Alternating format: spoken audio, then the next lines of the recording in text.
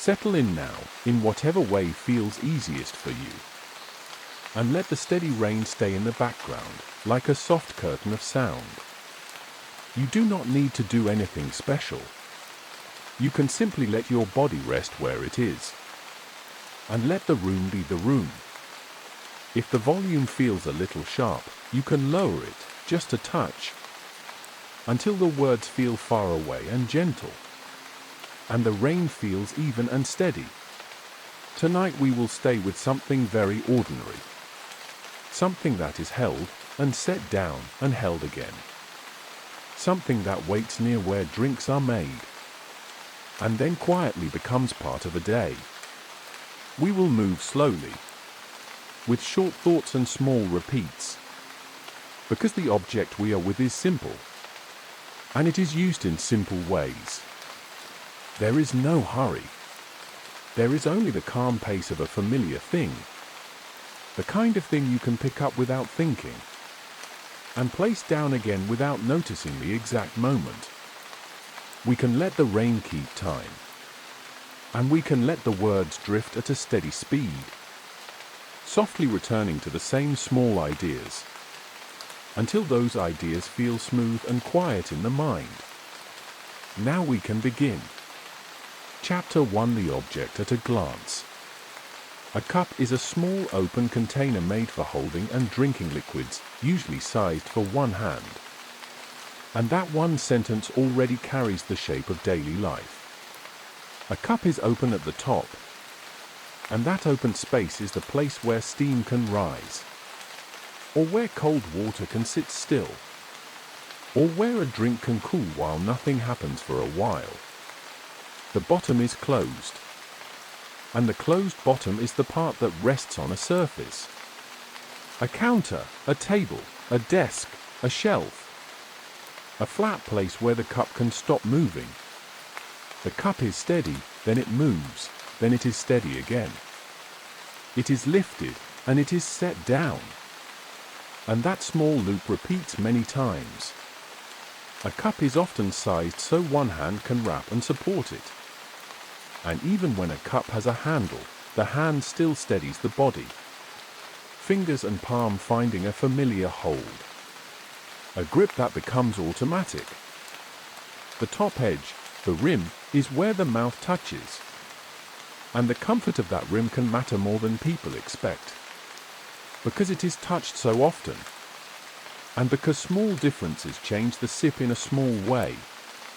Many people fill a cup to a usual level, not with measuring, but by eye. They pour, then pause, then pour a little more, until the level feels right for that cup and that hand. This is not always the same, because the drink may be hot or cold, and the person may be standing or sitting, and the cup may be carried or left in one place. But the idea remains calm and steady. A cup holds a portion that feels easy to lift, and easy to tilt, and easy to return to a flat surface. A cup also becomes a pause point, a small marker on a table, something that says, without words, a drink is here, and time is passing. Sometimes the cup is near a kettle or a tap. Sometimes it is near a coffee machine. Sometimes it is in a dish rack, turned upside down, waiting to dry. Sometimes it is lined in rows in a cabinet, upright and still. The cup has a place, and it returns to that place. And even when it wanders to other rooms, it usually comes back. Recap: the cup has a place, and it returns to that place. Now we can move on. Chapter 2: Names people use for cups. People use many names for cups, and the names are often simple, and often based on habit. A cup can be called a cup, just the plain word for a small container for drinks, and sometimes that plain name is enough. A cup can be called a mug, often larger, sometimes with a handle, and the word mug can suggest a slower drink. The kind of drink you hold longer. A cup can be called a teacup, often smaller, and the name can quietly hint at a hot drink and at a lighter feeling in the hand. A cup can be called a tumbler, often without a handle, often straight-sided, and that name can hint at a different grip and a different way it sits in storage. Some cups are called travel cups. Some are called camping cups. Some are called paper cups or plastic cups. And these names can hint at where the cup goes and how long it might be kept. There are also the names people make up without meaning to, like the morning cup, the cup reached for without looking, the one that seems to belong to a certain time of day. A person may say, "my cup," and mean the one they always reach for, the one that fits their hand and fits their routine. In shared spaces, names can become even more useful, because more than one cup is in use at the same time, and a person may point or choose by shape, or choose by a familiar pattern. This is not always the same, because not every cup has a pattern, and not every cup is part of a set, and not every home uses the same names. But in many homes, some cups drift to the front row, used often, called by simple names, and some cups drift to the back row, waiting quietly, sometimes becoming guest cups, pulled out when more hands need more drinks. Even when the names are casual, they still shape the day, because a name makes a shortcut in the mind, and the hand follows that shortcut. The cup has a name, and the name becomes a habit, and the habit becomes part of a quiet routine. Recap: the cup has a name, and the name becomes a habit. Another small detail is Chapter 3: Size and Capacity in Daily Rhythm. Cups come in different sizes, and size quietly changes how a day feels, because size changes how often a cup is filled, and how heavy it feels when it is carried. A small cup can hold about 80 to about 200 milliliters, and a small cup can mean more refills, more short trips to the kettle or the tap, more moments of lifting and setting down. A medium cup can hold about 200 to about 400 milliliters, and that can feel like a steady middle pace. Not too many refills, not too long between refills. A large cup can hold about 400 to about 700 milliliters, and that can mean longer pauses between filling, but also a heavier feel when full, a slower carry, and sometimes a bit more care when moving. An extra large cup can hold about 700 to about 1000 milliliters, and that size is less common in homes. But when it appears, it can change the rhythm strongly, because it asks for a very steady hand when full, and it asks for more space in cabinets and dish racks. This may vary, because people use cups for different drinks, and different drinks are carried in different ways, and not everyone fills a cup all the way. Many people have a usual fill line, not a printed line, just a habit, a level that feels safe from slosh, a level that feels comfortable at the sip, a level that feels balanced in the hand. Slosh is the quiet movement near the top when walking, and it is one reason many people do not fill a cup to the brim, because motion makes the surface move, and the cup answers that motion with small waves. Size also changes the way a cup fits into home storage. A wider cup takes more shelf space, a taller cup needs more cabinet clearance, and a handle adds spacing between cups when they are lined up. In a dish rack, some cups fit neatly, and some cups do not. And that small fit can change which cup gets used more often, because people tend to choose what fits the routine easily.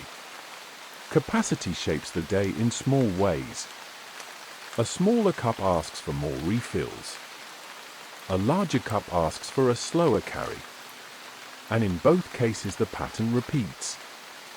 The cup waits, then it is used. Recap: the cup is filled, and it is filled in a familiar way. Next we can look at chapter for the cup's places in the home. A cup usually lives in the kitchen, often in a cabinet, sometimes on an open shelf, sometimes in a dish rack, sometimes on a countertop near a kettle or a coffee machine. Inside a cabinet, cups often form quiet zones.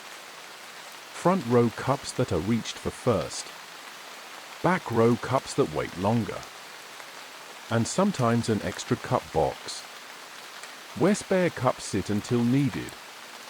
A cup can also live on the counter for a while, especially if it is used often, or if it is in the middle of a day, or if it is waiting to be washed. The dish rack is a temporary home, a place where a cup is turned upside down, and water can drain, and air can do its slow work of drying. If cups are stacked or nested while damp, smell can stay, and odor retention can become part of the cup experience. So many people dry fully before nesting or stacking. This is not always the same, because some homes have more space, and some have less, and some people stack tightly, and some leave cups spaced out to protect rims and surfaces. A cup often visits other rooms. A desk, where it becomes a quiet object beside a keyboard or a book. A bedside table, where it becomes a simple water cup. A sofa side, where it waits for another sip. Sometimes a cup is misplaced, left by the bed, on a windowsill, near the sofa, and then later found and carried back to the kitchen. The lost cup path is usually simple. It travels out with a drink. It rests. It is forgotten. Then it is found. And it returns. Seasonal shifts can change cup placement. Hot drinks more often in colder months. Cold drinks more often in warmer months. And the cup moves accordingly. Closer to the kettle at one time, closer to the tap at another. In shared spaces, cups cluster. Two cups near each other on a table. Several cups in the sink. Cups leaning against other cups. Waiting to be rinsed, waiting to be washed. The cup waits in one place, then waits in another. And the home quietly provides many flat surfaces for it to rest. Recap: the cup waits in one place, then waits in another. Now we can move on. Chapter 5: Quiet history as gradual adjustment. The cup changes slowly over time. Not all at once, but through small shifts in material and shape and daily use. Early handheld drinking vessels appear, and this may vary, because places and times differ, and the details are not always the same. Fired clay cups become common in some regions, and this may vary, because materials and methods differ, and not every place follows the same path. Over time, more consistent shapes appear through repeated forms, and cups begin to resemble each other more, with familiar handling, and easier storage, and easier replacement. Glazed ceramic surfaces spread in daily use, and glaze is a smooth coating on some ceramic cups, and it can reduce absorption and staining, and that can make cleaning feel easier, and liquids can feel cleaner in taste. Glass cups appear more widely where production allows, And the simple change is visibility. Because in a glass cup you can see the fill level, and you can see bubbles, and you can see the color of tea, and you can see whether it looks clean. Standard set buying becomes normal. Cups purchased as matching sets. And that changes cabinets. Because sets stack and line up. And a cabinet can be planned around a known group of shapes. Industrial production increases uniformity. And cups become more consistent across batches. And that can reduce wobbling bases. And make stacking more predictable. Printed decoration becomes common. Patterns and simple labels. And decoration can help identification. And can make it easier to say, which cup is mine. Disposable paper cups become widely used. And single-use cups become part of public drink service. And plastic cups spread for casual and outdoor use. Lightweight and easy to store in large quantity. Stainless steel cups become common in travel and outdoor settings. Hard to break. Tough. And often used where drops are more likely. Lidded travel cups become a daily commuting object. Made to move with people and reduce spills. And the idea of the cup shifts slightly. From something that rests on a table to something that travels in a hand or a bag. Dishwasher and microwave considerations shape design. And this may vary, because labeling practices and habits differ. And not every cup is treated the same way in every home. Double wall and insulated designs become common. Shaped to slow heat loss and protect hands. And again, this may vary, because cup types and preferences differ. Through all of this, the quiet reason is repetition. People use cups every day. They wash them. They store them. They want them to fit and last. And small changes build up over time. Recap: the cup changes slowly because daily use repeats. Another small detail is Chapter 6: The cup in the morning. Morning cup use is often the same each day. The cabinet opens. A familiar cup is chosen.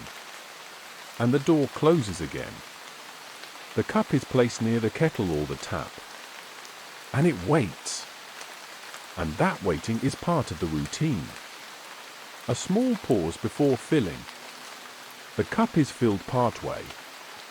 It is checked by eye. Then filled a little more. Until the level feels right.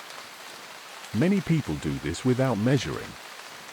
Because the hand knows the weight. And the mind knows the usual fill line. And the cup is part of that memory. The cup is lifted. And it is tilted. And a sip is taken. And then the cup is set down again. It is lifted, and it is set down. And even in a busy morning, that motion can be quiet. A small steady action that repeats without drama. Sometimes a second cup appears for another person. And the two cups sit near each other. And the table becomes a place with two small open containers. Two rims, two bases, two sets of hands returning again and again. A cup can travel from counter to desk. And pause on a coaster or bare wood. And sometimes a ring mark is left. A circle that appears quietly. And is wiped away later, or sometimes not right away. The cup may be rinsed soon after use. Especially after milk or sweet drinks. Or it may be placed in the sink. Leaning against another cup. Waiting for later. This is not always the same. Because some mornings are rushed. And some are slow. And sometimes a cup is reused for the same drink with only a quick rinse.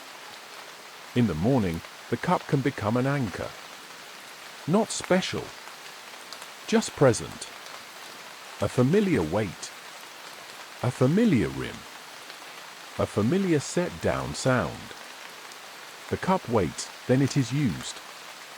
And in the morning that phrase fits well, because the cup often begins in stillness and then becomes part of motion.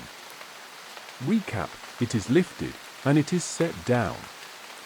Now we can move on. Chapter 7: The cup during work and quiet time. During work and quiet time, a cup often sits beside a keyboard or a book, and it becomes a companion object. Not in an emotional way, just in the simple way of being nearby. The cup is placed on a desk, sometimes on a coaster, sometimes on bare wood, and the choice is often a habit, made without thinking. The drink cools while attention moves elsewhere, and the cup remains still, and then later it is lifted again, slowly, for another sip. The cup becomes a pause signal, a small reminder that time is passing, because the cup sits there, and the liquid level slowly lowers, and the warmth changes, and the hand notices the difference when it returns. Sometimes the cup is forgotten for a while, and the drink cools, and the cup becomes just a still object. Then later a hand reaches, and the cup moves again. Refill decisions appear in quiet ways. One more sip, one more small pour, a top-up that is done by eye, and again the usual fill line guides the pour. If the cup is carried while walking, the person may slow slightly, because a full cup has weight and slosh, and the hand naturally steadies it, keeping the rim level, keeping the movement smooth. Accidental knocks can happen. A cup nudged by a hand, or tapped lightly by a spoon during stirring, and the sound repeats. Small and familiar. Some cups are chosen for quietness. Heavier cups placed more softly. Lighter cups moved more often. And these are small preferences that shape a day. The sink can wait, and the cup can stay by the desk longer, because the cup has become part of the workspace, and it is easier to keep it near than to interrupt the rhythm. The cup waits, then it is used. And in work time that can mean long stillness between sips. Then a gentle return. Lift, tilt, sip, set down. And back to stillness. Recap: the cup waits, then it is used. Next we can look at Chapter 8: Cups in shared households. In shared households, cups gather in groups. Some used every day, some used only now and then. And the kitchen holds many small open containers in quiet rotation. Multiple cups can be used at once. On a table, by the sink, on the counter near the kettle. And the scene can change through the day. More cups in the morning, fewer cups later, or the other way around. People identify cups in simple ways. By shape, by size, by handle or no handle, by weight in the hand, and sometimes by a pattern or print. Printed decoration can help with identification, a quick way to know which cup is yours. And in some homes the same cup is used by the same person so often that it becomes the routine cup, reached for without thinking. The routine cup shows more wear, because it is used more, washed more, tapped more, and lifted more, and small marks appear over time. Meanwhile, another cup might stay newer, because it waits in the back row. A spare cup, a cup for guests, a cup that is pulled forward only when needed. Guest cups are a quiet group, often stored together, sometimes matching, sometimes part of an older set. And when guests arrive, the back row cups become the front row cups for a while. Cups can be borrowed. And the question appears softly, whose is this? And the answer is often not spoken. It is simply guessed by habit, or chosen by the most familiar shape. Over time, sets can drift into mismatched groups. A cup breaks. A cup is replaced. Another cup appears as a gift. And the cabinet slowly becomes a mix of shapes and materials. This is not always the same, because some people keep strict sets, and some do not. And some homes have many cups, and some have only a small handful. But in any shared space, the cup remains a shared object type, a small container that moves between hands, between surfaces, between the cabinet and the dish rack, and back again. Some cups move often, and some cups wait. And both roles feel normal in a busy home. Recap: some cups move often, and some cups wait. Now we can move on. Chapter 9: Small sensory details that repeat. A cup offers small repeating sensations. And these sensations are quiet. But they can become familiar, because they happen again and again. The rim meets the mouth. And rim feel matters, because a smooth rim feels easy, and a rough rim can feel unpleasant. And even small changes can be noticed. Thickness at the rim and body changes the feel. A thicker wall feels heavier, and can hold warmth in the walls, then slowly release it, while a thinner wall can feel lighter. And temperature changes can feel quicker in the hand. Heat transfer is how fast heat moves through the cup. And insulation is resistance to heat movement. And these ideas show up in simple ways. Like a cup that feels too hot to hold, or a cup that feels comfortable even with a hot drink. This may vary, because materials differ, and wall thickness differs. And some cups are insulated, and some are not.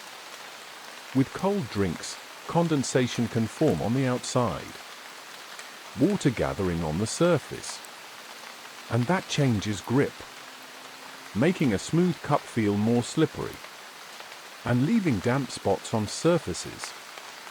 The sound of setting a cup down becomes familiar. A quiet clink for many ceramic cups, a clear tap sound for many glass cups, and a softer, more muted sound for many stainless steel cups.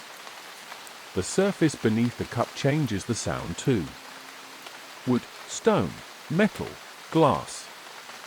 And the cup answers back to each one, with a slightly different tone, a slightly different feel of contact. Weight shifts as the cup empties. A cup feels different when full, and different when nearly empty. And the hand adjusts without thinking, tilting a little more, lifting a little less carefully, or setting down more lightly. The quiet smell inside an empty cup can appear, especially if milk residue was left warm, or if a cup was stored slightly wet. An odor retention can make a cup feel less pleasant, even when it looks clean. Residue can be a thin film left by drinks or soap. And sometimes a cup can look clean but feel slippery, because soap film is still there. And a longer rinse can change that feeling. These are small details, not dramatic, just the steady texture of daily use. The cup feels the same, with small differences each time. Recap: the cup feels the same, with small differences each time. Another small detail is Chapter 10: Storage Cycles and Return Cycles. Cups move in a simple loop. They are used, then cleaned, then stored. And the loop repeats quietly. A cup is often rinsed soon after use, especially after milk or sweet drinks. And washing can follow. Warm water and mild dish soap. A soft sponge for smooth surfaces. And a small brush for textured areas and tight spaces. This is not always the same, because people sometimes do a quick rinse only, or leave a cup soaking too long, or reuse without washing for the same drink. And these choices change how stains and smells build over time. Drying is part of the loop, because a cup that is fully dry before nesting or stacking is less likely to hold odor. And a cup that is nested while damp can stick. A tight nest creating suction. And then the cups pull apart slowly, or release suddenly, risking a drop. Stacking and nesting save space, but they also increase contact. And contact can lead to microchips, scratches, and wear, especially at rims and bases. A cup might return to the cabinet still slightly warm from drying air, and then it sits upright, lined with other cups, waiting for the next use. Cabinet organization can drift, cups moving forward and back. The routine cup staying closest to the hand, the spare cup waiting longer. And over months and years the cabinet becomes a quiet map of use. The cup returns to its place, and the routine returns too, because tomorrow the cabinet will open again, and the same kind of motion will repeat. Choose, fill, lift, set down, rinse, dry, store. It is lifted, and it is set down. And the loop stays simple. Even when cups change. Even when sets change. Even when a cup is replaced. The cup has a place. And it keeps that place through repetition. And the rain can keep falling outside, steady and even, while the small routine stays calm. Recap: the cup returns to its place, and the routine returns too. Chapter 11: Material as the starting point. A cup begins as a material choice, and that choice stays with the cup for a long time, because the material decides weight, surface feel, and how the cup ages. In many homes, ceramic is a familiar material, and ceramic cups are often described as having a familiar feel, with a stable shape that stays steady through daily use. Ceramic is often chosen because it can be affordable at scale. It can hold a stable shape, and it can be easy to decorate. So it fits many kinds of cupboards and routines. Ceramic durability is often good against scratches, but weaker against drops. So the cup may last for years, then end suddenly from one fall. Ceramic weight is often medium to heavy, and that weight can feel calm in the hand, and calm on a table, like the cup wants to stay where it is placed. Ceramic stiffness is high, and it does not flex, so it keeps its shape, and the hand learns that shape, and expects it to feel the same each morning. Ceramic friction is often moderate, but glazed areas can be slippery when wet, so the grip can change when water is on the outside, and that small change can be noticed without thinking. Ceramic porosity can vary, and glaze reduces absorption, so one ceramic cup may hold stains more easily than another, and one may stay fresher in smell for longer than another. This may vary. Ceramic heat tolerance is generally good for hot drinks, but it can be sensitive to fast temperature changes. And when the change is too quick, stress can build, and cracks can appear over time. In daily use, ceramic can feel solid and still on a table. It can hold warmth in the walls, then slowly release it. And it often makes a quiet clink when set down. Ceramic aging can show as small scratches in glaze, light staining inside, and dulling on high contact areas. And decoration may fade with repeated washing. Ceramic failure can show as rim chips, base chips, and handle break if present. Hairline cracks, or a full break from drops. Glass is another common material, and it is often chosen for visible contents, a clean look, and a smooth surface. And because it can be easy to rinse. Glass durability is often scratch resistant, but fragile to impact, so it can look clean and clear for a long time, then chip or crack from a hard knock. Glass weight is often medium, and it can vary by thickness. And glass stiffness is high with no flex, so it feels firm in the hand and firm on a counter. Glass friction is smooth, and it can be slippery with condensation, especially with cold drinks, when moisture gathers on the outside and changes the grip. Glass porosity is non-porous, and that can help with smell and staining, because less is absorbed into the material. Glass heat tolerance depends on type and thickness, and some glass handles heat better than others. This may vary. In daily use, glass can let you see the level, the bubbles, and the tea color, and it can make a clear tap sound on a counter. Glass aging can include small scratches and dullness from repeated washing and stacking, and clouding can appear from hard water deposits.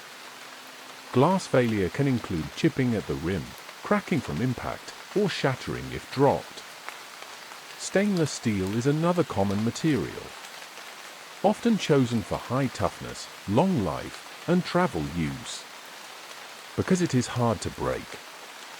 Stainless steel durability is high, though dents are possible, and its weight is often light to medium, and thin walls can flex slightly. Stainless steel friction can be smooth, and brushed finishes can add grip, so the feel can be different depending on the surface finish. Stainless steel porosity is non-porous, but odor retention can still happen if it is not dried fully. This is not always the same. Stainless steel heat tolerance is high, but it can get hot to touch if it is single wall. And temperature changes can feel quick if it is not insulated. In daily use, stainless steel can feel light in the hand and steady in motion, and its sounds are often softer and more muted than glass. Stainless steel aging can include fine scratches, dulling, small dents, and sometimes odor retention if not dried fully. And painted coatings can wear over time. Stainless steel failure can include dents, rolled rim distortion, a loose base ring on some designs, and coating wear if painted. The material decides the feel again and again, and the hand learns that feel through repetition. Recap: the material decides the feel again and again. Now we can move on. Chapter 12: Forming the cup shape. After the material is chosen, the cup has to become a cup, and that happens through forming and shaping, where the walls rise and the opening becomes a chosen width. A maker chooses a forming method, and the method depends on the material and the cup type. So one cup may be pressed, cast, or thrown in ceramic. Another may be molded in glass, and another may be stamped or drawn in steel. This may vary, because not every cup is made the same way, and different places use different methods. In forming, thickness matters, because thickness changes how the cup feels, and how it holds warmth, and how heavy it is when lifted. Thickness control is part of the shaping work, and small differences can appear. A wall that is slightly thicker on one side, or a rim area that is slightly thinner than intended. During shaping, the main body form is created, and that includes the overall height and the overall width, the gentle curve or the straight wall, and the sense of how the cup sits in the palm. Even when a cup is made carefully, small imperfections can happen. A slightly oval shape, a base that is a little uneven, a small fold in a wall, or trapped air in a ceramic form. And many of these differences are quiet, noticed only when the hand turns the cup slowly. Trimming and smoothing refine the edges and base, and surfaces can be evened, so the cup feels more consistent to hold, and more consistent to wash. Tool marks can appear during this stage, and thin spots can appear at the rim, and these small things can later become wear zones, because the rim is touched often, and the base meets the table every day. Rim shape decisions matter early, because the rim is where drinking happens, and a small change in rim curve can change lip feel, and can change drip behavior at the edge.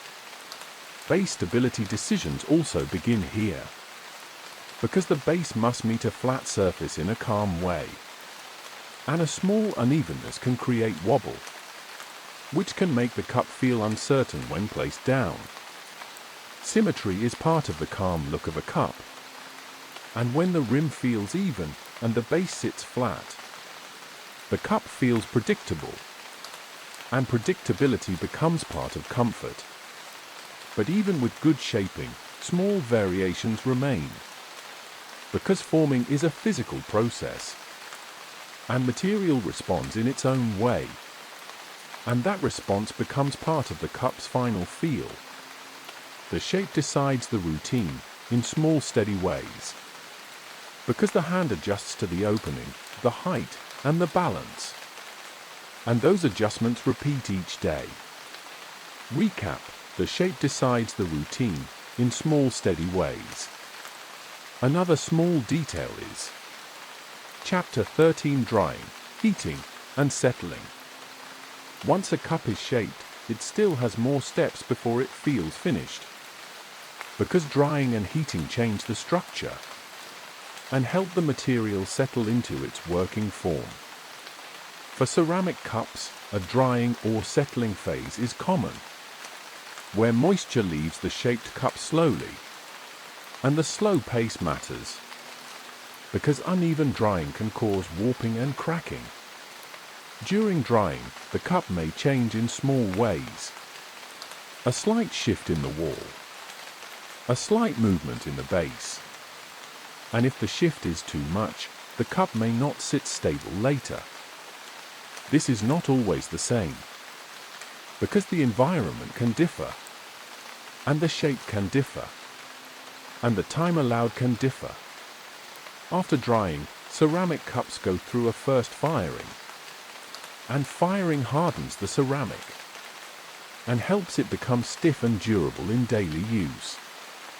Glass cups may go through annealing, and steel may be stress relieved, and the idea is similar in a calm way.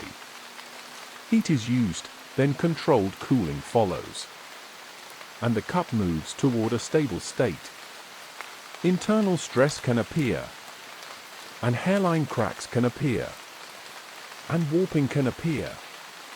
And these are the quiet problems that sometimes show up after heat steps. Some places use simple checks like a tap test, and some rely on visual crack inspection. This may vary. The cup can also be checked after heat steps for stability, placed on a flat surface to see if it rocks, because heat can shift shape slightly, and a small shift can matter in daily use. After the first heat step, surface preparation can happen. Sanding, polishing, or washing before finishing. and then the cup may receive glaze, coating, or printing, depending on the material and design. After that, a second firing or curing step can follow, where glaze matures, coatings cure, and print set. And again heat and time do their quiet work. During these steps, crazing can appear, and color shift can appear, and uneven gloss can appear. And these changes are often noticed by looking closely under light. Fast temperature change can cause stress, and stress from fast temperature change is thermal shock, and thermal shock can create cracks over time, especially in some materials. So sudden changes are often avoided. This may vary. Over these heating steps, some cups do not make it through. A small crack may appear. A slight warp may show at the base, and those cups may be filtered out when possible. Heat changes the cup, and time makes it stable, and the result is a cup that feels firm in the hand and predictable on the table. Recap: heat changes the cup, and time makes it stable. Next we can look at Chapter 14: Surface Finishing and Feel. Surface finish is what the hand meets first, and it affects grip, cleaning, and the daily look of the cup. Before finishing, surface preparation can happen: sanding, polishing, and washing, removing residue from handling, and making the surface ready for the next layer. If the surface is not prepared well, fine scratches can remain, and residue can remain, and those small issues can show later, as a cup that feels less smooth, or looks less even under light. A smooth surface can feel clean and simple, but smooth can slide under wet fingers. So the feel changes when the outside is damp. A textured surface can add friction, and that can improve grip confidence, especially when condensation forms, or when a cup is taken from a dish rack still slightly wet. This may vary, because texture zones can be small or large, and some cups have no texture at all. Gloss and matte are common surface finish choices, and gloss is smoother, while matte adds friction, and each one changes how the cup is held, and how it is wiped clean. Gloss can show fingerprints and smudges, and matte can show scuffs, and these are small visual changes that become part of how the cup looks over time. Finish also affects cleaning effort, because gloss often wipes clean faster, and texture needs more brushing, not just rinsing, and matte can hold stains more than a very smooth surface. This may vary. Micro scratches can appear over time. Tiny marks from spoons, brushes, or stacking, and these tiny marks can hold stains, and make a cup look tired, even when it still works the same way. When a cup is washed and stacked again and again, small wear becomes normal. Dulling on high contact areas, a slightly different shine, a surface that feels a bit less new, and still the cup remains a cup. It holds and it is lifted, and the surface finish quietly shapes each touch, each rinse, each wipe with a towel. Small choices repeat every day on the surface, because the surface is touched every day, and the hand feels it without needing to think.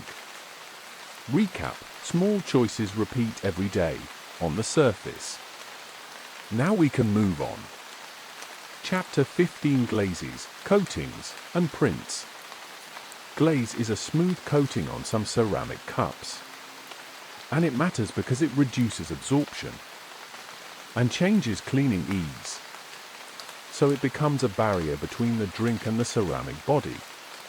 A glazed ceramic cup may absorb less, so it may resist stains and smells better than an unglazed surface. This may vary. Glaze application can have imperfections, runs, thin areas, bubbles, and those imperfections can change how the cup looks and feels, and can change how easily it cleans. After glaze is applied, a firing step can mature the glaze. And if the firing is uneven, the surface can look uneven, with changes like crazing, color shift, or uneven gloss. And these changes are often seen under light. Stainless steel cups may have coatings too, and coatings can wear with time and handling, especially if the cup is painted, and the wear can show as dulling or scuffs, and a more used look. Glass cups can have printing, and printing can give a clean look, or a simple mark that helps with recognition. And decoration can help people identify their cup in shared spaces. Decoration and prints can fade with repeated washing, and in some cases dishwasher use can speed that fading. This may vary. Decoration placement matters, because outside prints are seen more, and inside prints can wear faster, because inside prints meet spoons and brushes during use and cleaning.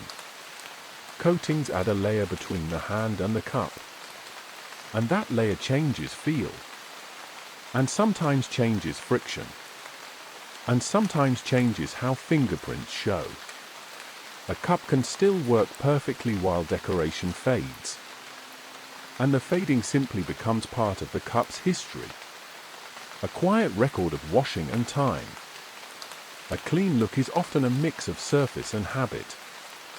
How often the cup is rinsed, how thoroughly soap residue is removed, how fully it is dried before storage, and how the light catches the surface when it is set down.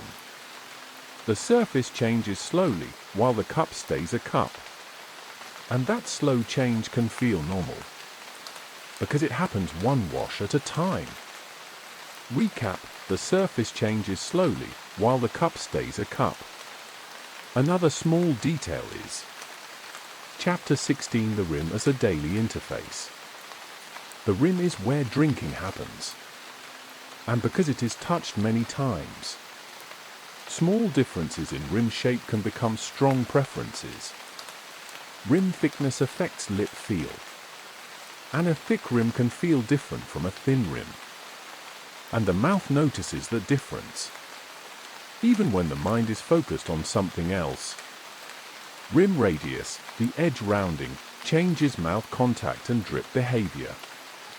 And a rounded edge can feel smoother at the sip, and can rinse more easily, while a sharper edge can feel precise, but can chip more easily. This may vary, because different cups aim for different feels, and different people prefer different rim shapes.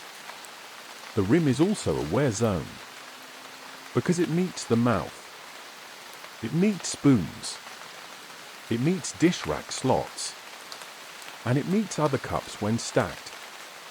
Micro chips can appear at the rim, and rough spots can appear, and these small changes are noticed quickly, because the lip meets the rim directly. During manufacturing, rim finishing can be a focus step, where the rim is checked and refined for smooth contact.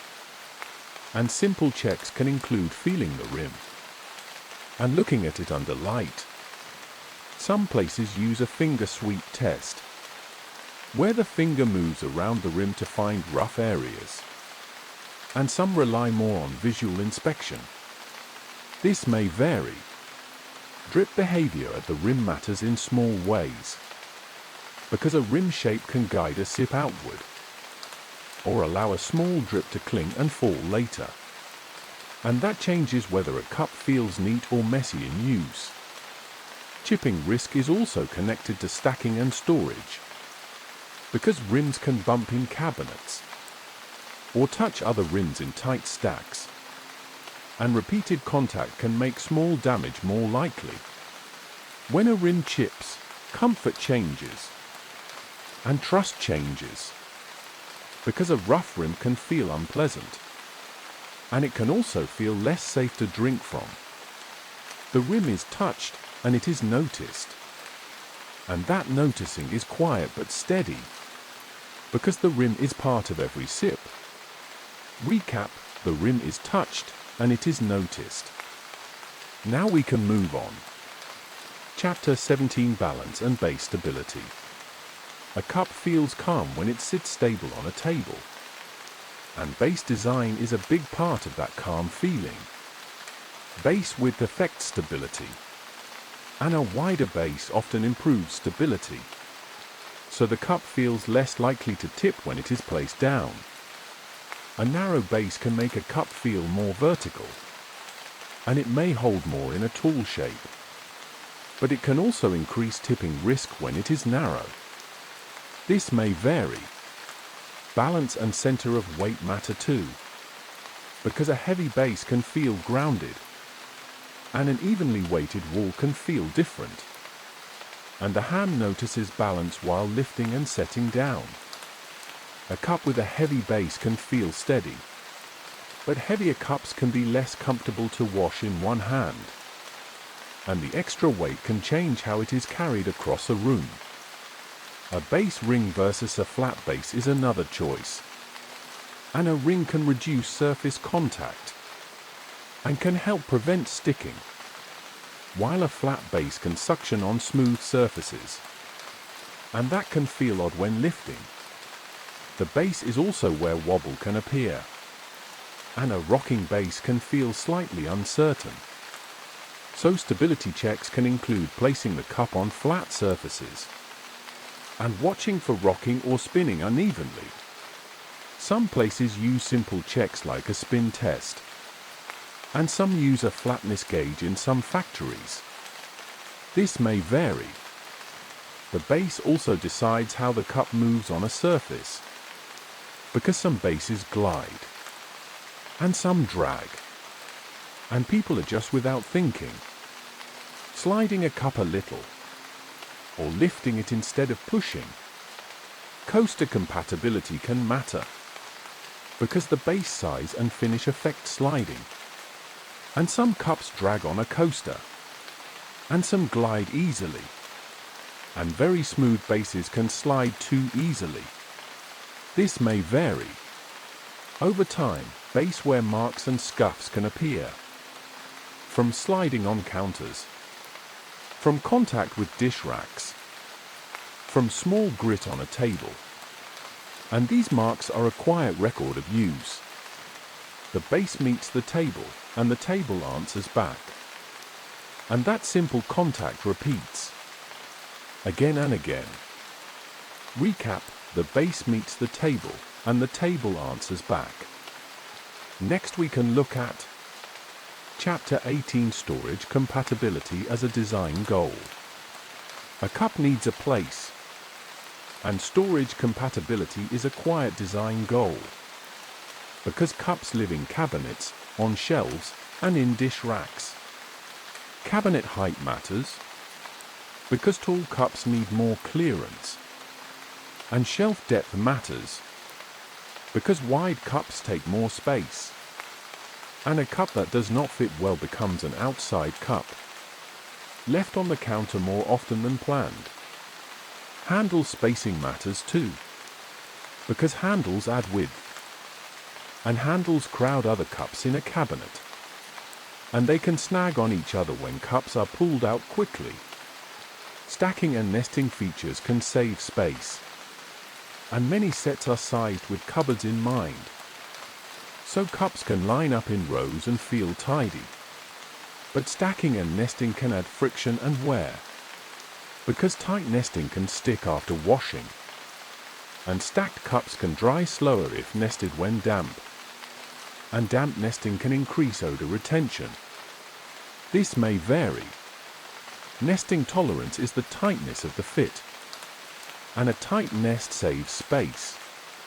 But a tight nest can also create suction. and cups can pull apart suddenly, risking a drop.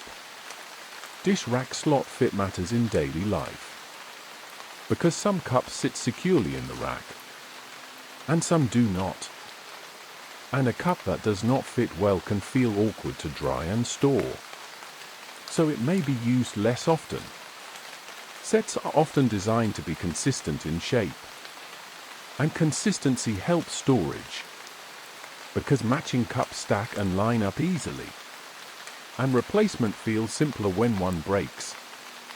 Storage shapes purchase decisions, because people notice whether a cup has a place, and whether it will fit with what they already own, and whether it will crowd the shelf or sit neatly. Unique shapes can be light, but hard to store, and hard to store cups are often left out. Collecting dust. Becoming part of the countertop landscape.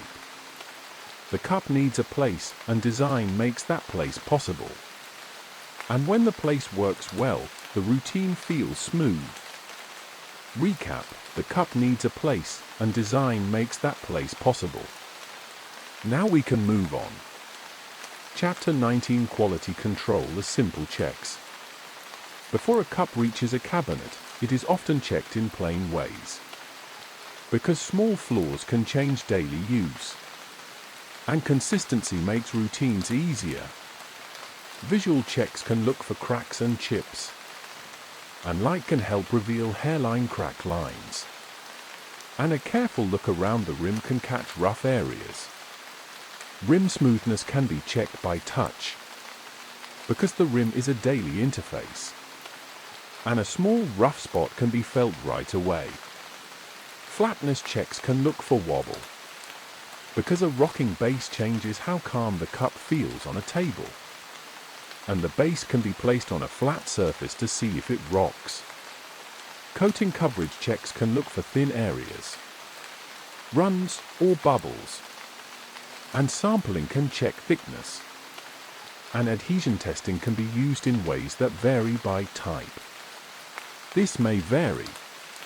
Weight and dimension checks can help maintain consistency, so cups in a set feel similar in the hand, and stack in the expected way.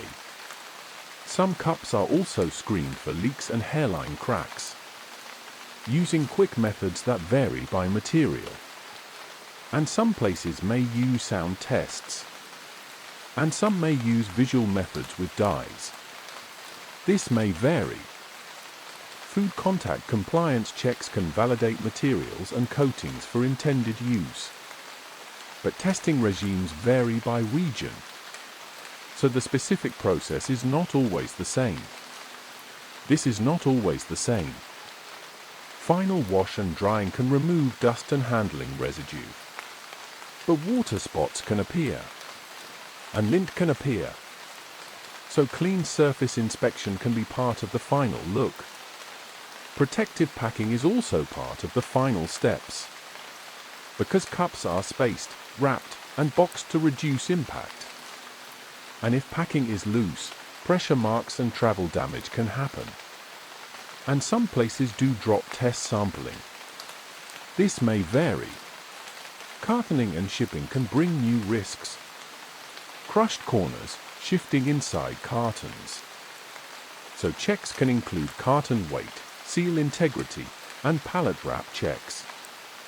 These checks aim for a predictable cup experience, so the cup feels the same in the hand, and sits the same on the table, and behaves in the same calm way through the day. The cup is checked so the routine feels the same, and that sameness supports quiet habits. Recap: the cup is checked so the routine feels the same. Another small detail is Chapter 20: How design choices shape daily behavior. Design choices do not stay in a factory. They move into kitchens and desks, and they become daily behavior without anyone trying. Wall thickness changes the feel, because thicker walls add weight and heat buffering, and thicker walls can slow cooling. So a drink stays warm longer in a thick-walled cup, and the hand feels temperature change more slowly. At the same time, thick rims can hold residue at the edge, so washing may need a little more attention around the rim. And that changes cleaning habits in a small way. Overall width changes sip behavior, because a wider cup feels lower and steadier, and a wider opening is easier to rinse. But a wider cup takes more shelf space, so storage habits adjust around it. Wide openings can cool faster, and that can change the pacing of sipping, because a drink may reach a comfortable temperature sooner, and the person may sip sooner or in a different rhythm. Overall height changes cleaning, because tall, narrow interiors are harder to scrub, and that can invite a brush, while a wider cup can invite a quick rinse. And these small choices become routine. Rim radius changes drip behavior and lip feel, and a rounded rim can rinse more easily, while a sharper edge can chip more easily. So people learn what feels safe to stack, and what feels safer to keep separate. Handle presence changes carrying style, because a handle adds a grasp point and spacing, and it can keep fingers away from heat on hot drinks.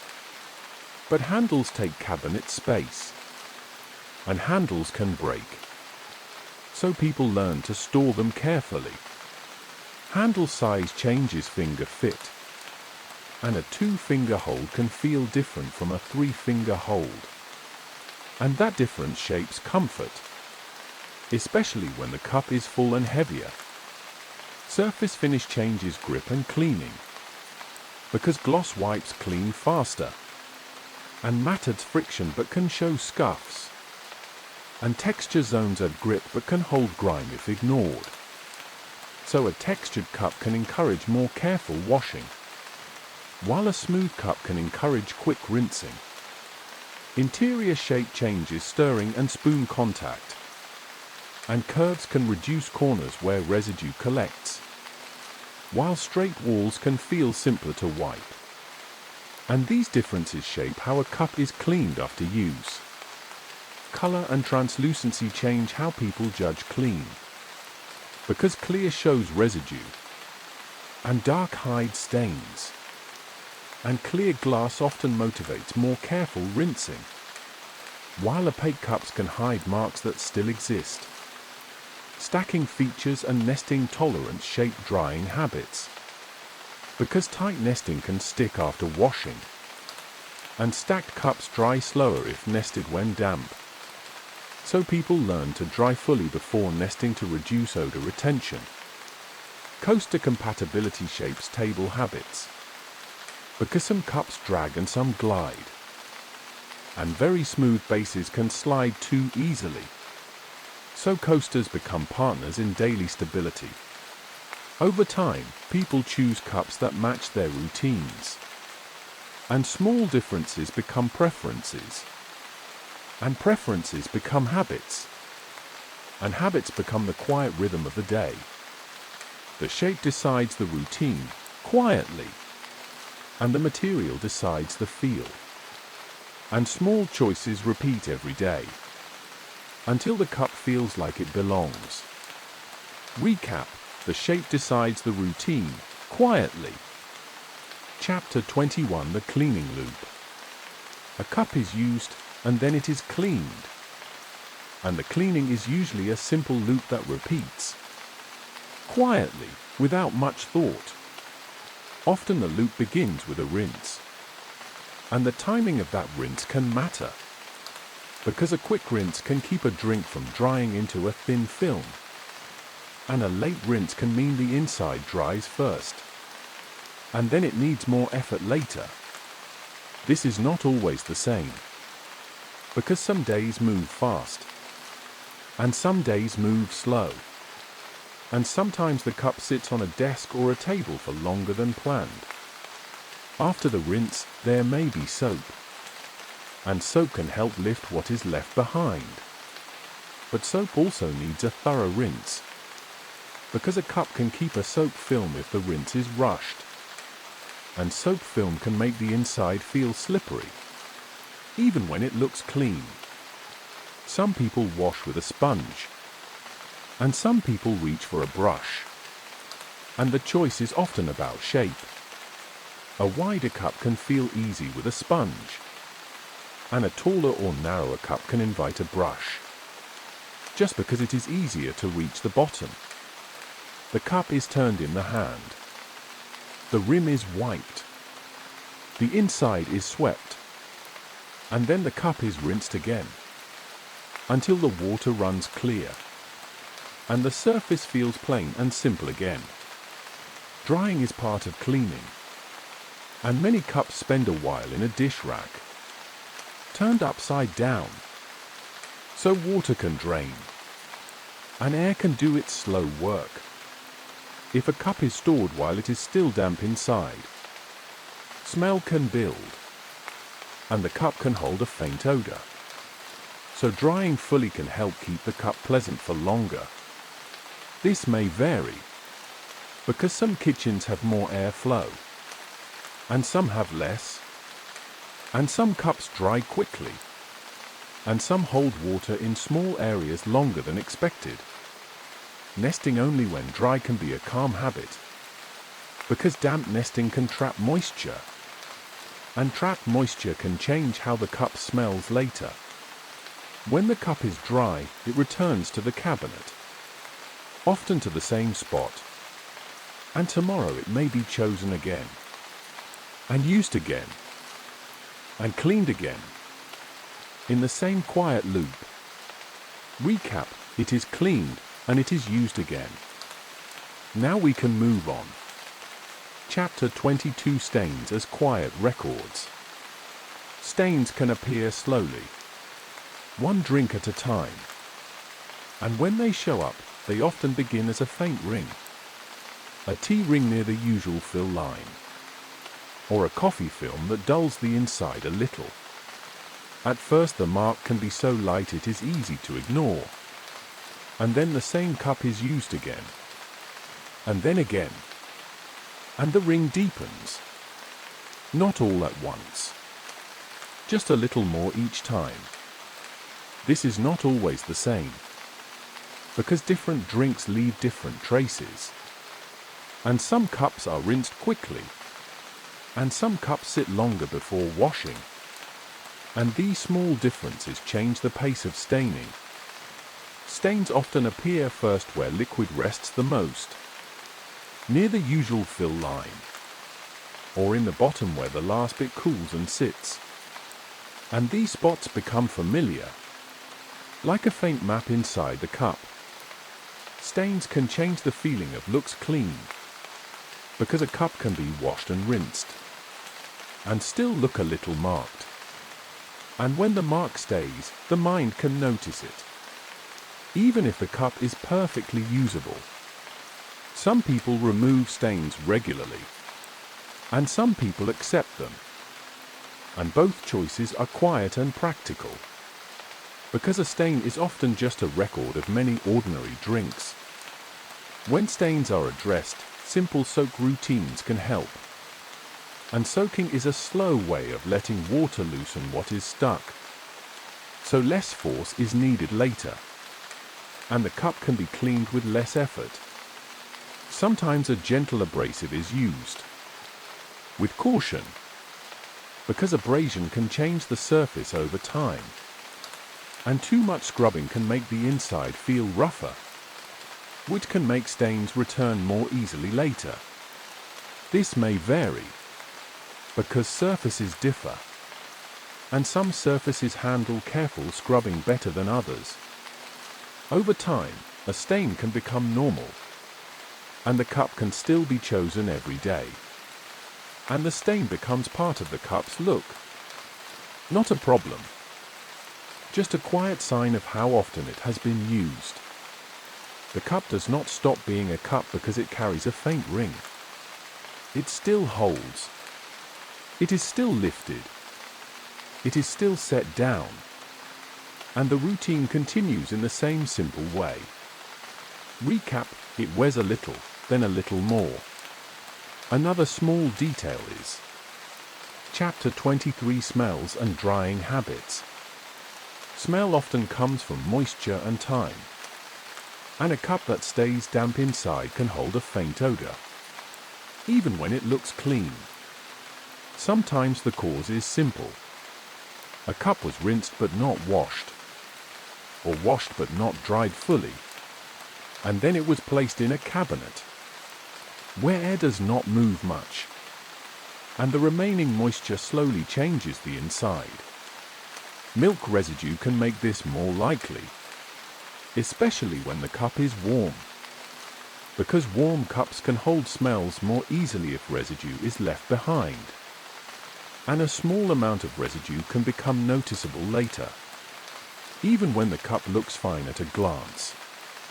This may vary, because routines differ, and some cups are washed right away, and some are left for later, and the time in between can change what happens. Airflow and open drying can help, because when a cup dries fully, there is less moisture to hold odor, and the inside stays fresher, ready for the next drink. Sometimes a cup can smell slightly even after washing, and that can feel puzzling, because the eye says clean, but the nose says something remains. When that happens, deep clean routines can be used when needed. And deep cleaner here can simply mean extra attention, more thorough washing, more thorough rinsing, and a longer time to dry in open air. Smell can change taste perception, because if a cup holds an odor, a drink can seem different, even when it is made the same way as always. This is not always the same, because people notice smell differently, and some are more sensitive than others. When smell becomes persistent, it can become a reason to stop using the cup. Not with drama, just with a quiet decision, because the daily experience matters, and it is hard to relax with a cup that does not feel fresh. Often the solution is routine-based. Rinse sooner, wash more thoroughly, dry more fully, and store only when dry. Simple steps that keep the cup feeling calm and clean. Recap, it is cleaned, and it is dried, and it rests. Now we can move on. Chapter 24 Small Damage from Daily Contact. Most damage is small and repeated. Not sudden. Not dramatic. Just the quiet result of contact. Again and again. A cup touches a sink. It is set down a little too firmly. It taps against the side. Or it knocks another cup that is already there. And the sound is quick, then gone.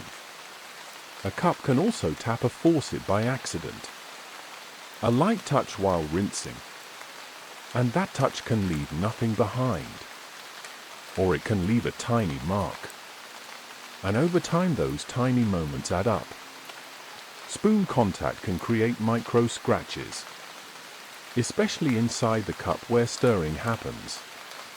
And the scratches can be so fine they are not seen at first, but they can change how the surface catches light, and how stains hold later.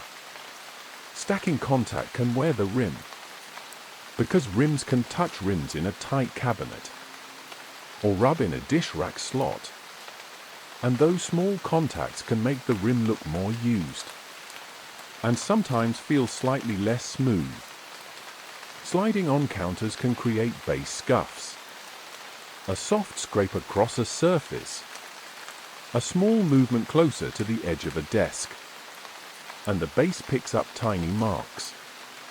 The kind of marks that do not change function, but show up as a record of use. The slow build of small marks is easy to miss, because it happens one touch at a time. And daily life has many touches. People adapt without thinking. They lift instead of slide when a surface feels rough. They set a cup down more carefully after a small chip appears. They avoid stacking too tightly if a rim feels vulnerable. And these adjustments become part of the routine. This may vary, because some people are careful from the start, and some are not. And some homes have softer surfaces, and some have harder ones. Even with care, small marks can appear, because the cup is handled every day. And everyday handling brings contact. And contact brings change. Slowly, quietly, steadily. Recap, it is used, and small marks appear. Next we can look at Chapter 25, Thermal Habits and Slow Stress. Temperature is part of cup life, because a cup holds hot drinks, and it holds cold drinks, and each one changes how the cup feels in the hand. With hot drink patterns, the walls warm, the rim warms, and sometimes the outside feels pleasantly warm, and sometimes it feels too hot to hold for long. So the hand shifts, or a handle becomes more important, or the cup is held a little differently. With cold drink patterns, the walls cool, and condensation can form on the outside, and moisture changes grip, and leaves damp spots on surfaces, and the cup can feel slick in the hand if the outside is wet. This is not always the same, because not every drink is the same temperature, and not every cup reacts in the same way. Sudden temperature changes are often avoided, because fast changes can stress some cups, and stress can build over time, even when the cup looks fine. This may vary, because materials differ, and wall thickness differs, and some cups handle changes better than others. Pre-warming a cup gently can be a simple habit, a small step that makes the first pour feel smoother, and can reduce the shock of going from cool to hot too quickly. Cracks can begin invisibly, a tiny weakness that does not show at first, and then later a hairline appears. And it can feel surprising, because the cup seemed fine for a long time. Once a crack appears, confidence changes, because a crack can make a person wonder if the cup will hold, or if it will leak, or if it will break during washing. And that doubt can change how the cup is handled. Some people keep using a cup with a small crack, and some stop right away. And both choices happen quietly, often based on how the crack looks, and how the cup feels to trust in daily use. Gentle habits can extend the cup's calm usefulness. Slow changes instead of fast ones. Care with hot and cold, and attention to how the cup feels after use. Recap, it warms, it cools, and it continues. Another small detail is Chapter 26, Material-Specific Aging Paths. Each material ages in its own way, and the signs of age are often small at first, then more noticeable later. Ceramic can show glaze dulling over time, a shine that becomes softer, and ceramic can show crazing, fine lines in the glaze that appear like a delicate pattern. And those lines can make the cup look older, even if it still works the same way. Glass can show clouding, a haze that makes it look less clear than before. And glass can pick up rim nicks, tiny chips at the edge that can be felt by lip or finger. And those nicks can change comfort quickly. Stainless steel can show scratches, fine lines from washing and stacking. And dents can appear from drops or knocks. And dents change shape more than they change function. But they can change how the cup feels in the hand. Plastic can show staining, and plastic can hold odor retention more easily, and those signs can appear even when the cup is washed, because the smell and stain can linger. This may vary. How each material signals age becomes a quiet language. A dull shine, a faint haze, a small nick, a set of scratches, a soft smell that does not rinse away easily. How users respond to those signals differs.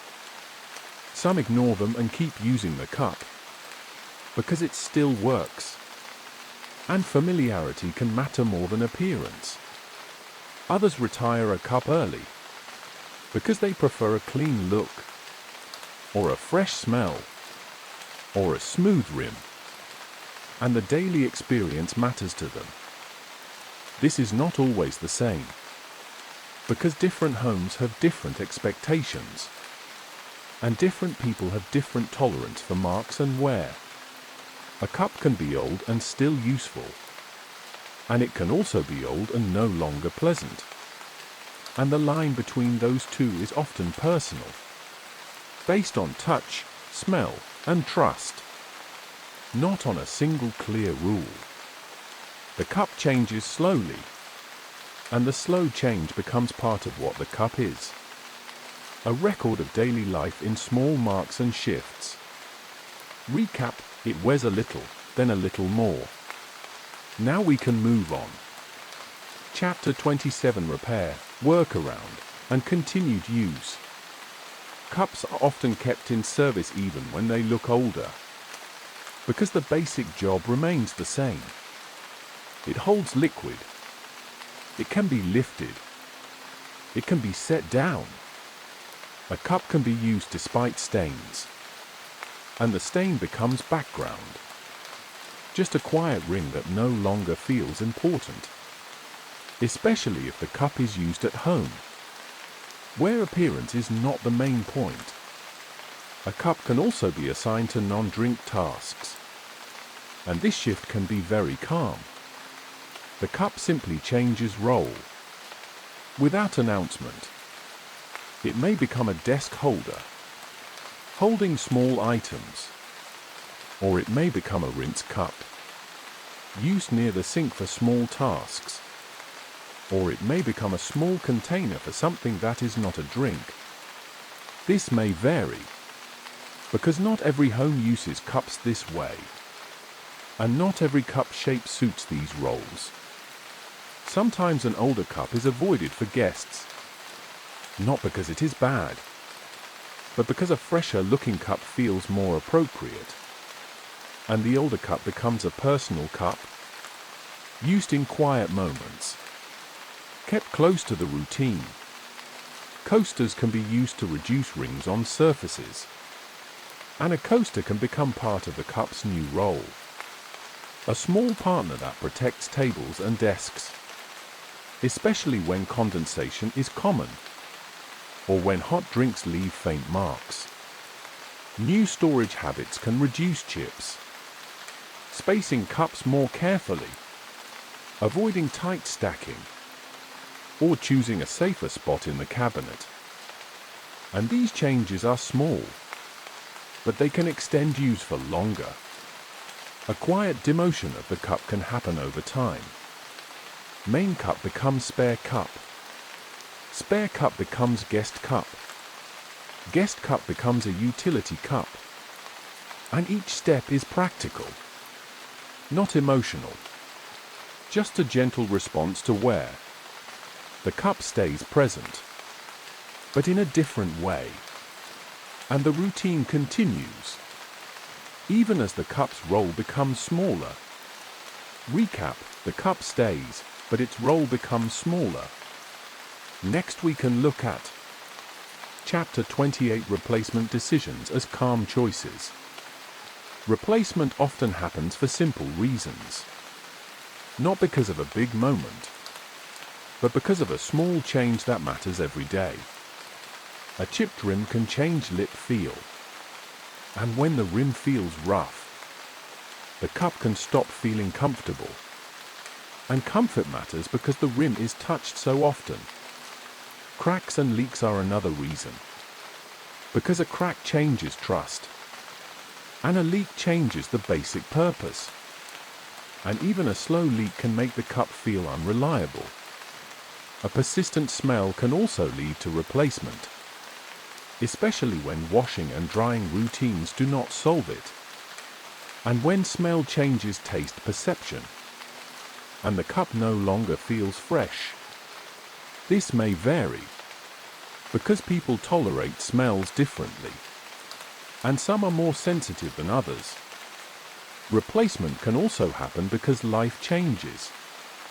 A cabinet changes, or a move happens, and the new space wants a different set of shapes, or fewer cups, or more matching cups.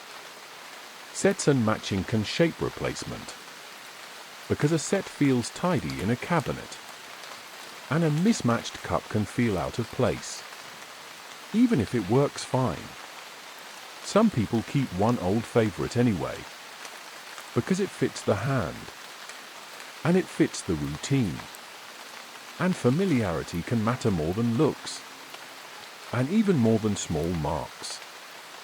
This is not always the same, because some people prefer strict sets, and some prefer a mix, and some keep cups for a long time, while others replace more often. The replacement decision is often practica, a small choice made after many small cues. Rough rim, visible crack, smell that remains, or a cabinet that no longer fits the old shapes. And once the decision is made, it is usually quiet. The cup is simply used less. Move to the back. Set aside near the sink. And the new cup begins to take the front spot. Recap: one day it is set aside. Another small detail is Chapter 29: End of Life and Quiet Exit. A cup often leaves the home quietly, and the quietness begins before it is gone, because it may sit aside for days, near the sink, or on a counter, waiting for a decision that is not urgent. Sometimes it is moved to a donation box when appropriate, and this can happen when the cup is still usable, and still pleasant, and simply no longer needed in the cabinet. Sometimes there are recycling attempts, and there can be uncertainty, because disposal paths can differ, and what is accepted can change. This is not always the same. Sometimes a cup is discarded due to convenience, because it is chipped, or cracked, or no longer trusted. And the easiest path is chosen, quietly, without much thought. When the cup leaves, the cabinet space remains. A small empty spot, a gap on a shelf, a space where light looks slightly different, because one object is no longer there. Then a new cup takes the place, or another cup moves forward, and the front row changes, and the routine continues with a slightly different object. The exit can feel almost invisible, because cups are common, and cabinets adjust quickly, and the hand reaches for what is available, and the day keeps moving. The old cup becomes a memory of touch, a remembered weight, a remembered rim feel, and then even that fades, as the new cup becomes the one that is lifted and set down each day. Recap: one day it is set aside, and the routine continues. Now we can move on. Chapter 30: Returning to the simplest loop. When everything is stripped down, the cup's life is a loop, and the loop is calm and familiar. A cup is chosen, often from the same spot, often by habit, the hand reaching without looking closely, The cup is filled, not always to the top, often to a familiar level, leaving space so it can be carried without worry. The cup is lifted, and it is held close, and the warmth or coolness is felt through the wall, and the rim comes near. The cup is set down, on a table, on a counter, on a desk, and it waits there, quietly present, while time passes. Then it is lifted again, a sip taken, and set down again, and the motion repeats, slow and steady, like a small rhythm inside the day. Later the cup is rinsed, and sometimes washed, and rinsed again, so the inside returns to a plain feel, without soap film, without residue that lingers. Then it is dried, and it rests in a dish rack, and then it goes back to the cabinet, back to its place, ready to be chosen again tomorrow. Even when a cup is replaced, the loop stays the same, because the actions remain. Choose, fill, lift, set down, rinse, dry, store, and then the next day begins again. The cup is simple, and the loop is simple, and that simplicity is part of why it feels easy to live with. Day after day, year after year, until one day it is set aside, and another cup takes its place. Recap, it is lifted, and it is set down, and it returns.